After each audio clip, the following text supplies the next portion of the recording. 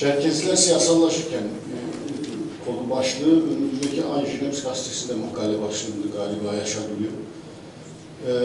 Aslında bu siyasallaşmayı ve partiyi İstanbul'da parti kurduğu için konuşmuyoruz. Yani yapı o noktaya getirdiği için konuşuyoruz. Yoksa o noktaya bir su donma noktasına geldiğinde taşı attığınızda donar. O noktaya gelmiştir.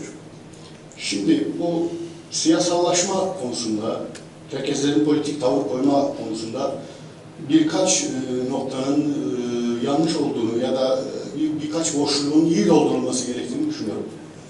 Bunların başında Çerkezler siyasallaşmalı derken A partisinden bir kontenjan versinler, B partisinden bir kontenjan versinler, biz oturalım, onları dinleyelim, onlar bize ne veriyor, biz onlara ne veriyoruz, bu tartışalım, bu bir ilkeli bir siyasi bir duruş, siyasi bir irade göstermek anlamına gelmez. Faydacılık üzerine aslına bakarsanız siyasiler de bu işe öyle bakarlar. Yani Düzce'de A partisinden bir adaya biz kasabaya yol istemiyoruz.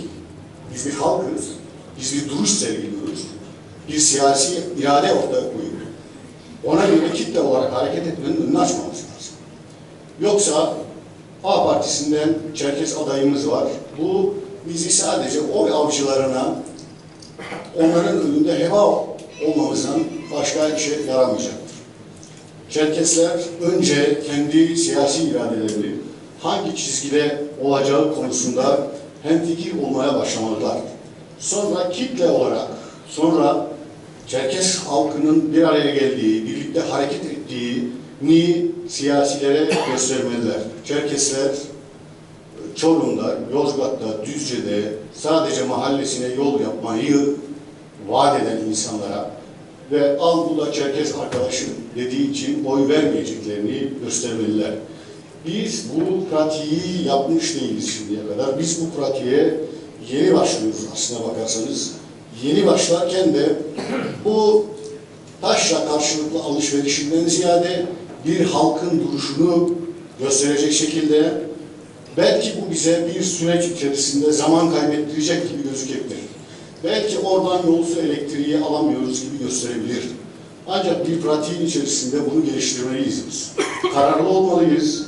Önümüzdeki seçimleri de hiçbir şey elde edemeden, filanca belediyeden hiçbir yardım alamadan, diğer partiden bir şey alamadan geçirebiliriz ama siyasi bir duruşumuzu, Çerkezlerin bir siyasi duruşunu, Çerkezlerin herhangi bir partiye girdiğinde kendi adlarıyla gireceklerini, bize birileri size bir kontenjan ayırıyoruz, hadi gelin %10'unuzu da verin değil öyle. Bizim bir siyasi duruşumuz, bizim Türkiye'ye dair düşüncelerimiz, bizim yapımız budur diye koyduğumuz zaman ve bu tüzüğümüzle vesairenizle karşılıklı oturup ikna olduğumuz zaman o partinin içerisinde ve o partiyi yönlendirebilecek şekilde ortaya dikilmeliyiz. Oy avcılarının A partisinden Çerkez koyduk, B partisinden Çerkez koyduk kolaycılığı bizi siyasallaştırmaz. O kolaycılık çok daha gerilere götürür. Onun için siyasallaşmak, siyasi anlamda tavır koymak derken Çerkeslerin siyasi iradeyi ortaya koyacak bir kitleyi oluşturması lazım. Bu kitleyi de bölerek A, B değil, bir parti içerisinde tüzüğüyle, davet şekliyle, duruşuyla ki yeni yapılan, yeni oluşumlar var ortada, gelip konuşarak o kitleyle hareket etmesi gerekir. Yoksa siz bize A partisinden şunu vereceğiz. Bunlar bir halkın duruşunu zedeleyeceğini düşünüyorum. Çok teşekkür ederim. Sağ olun.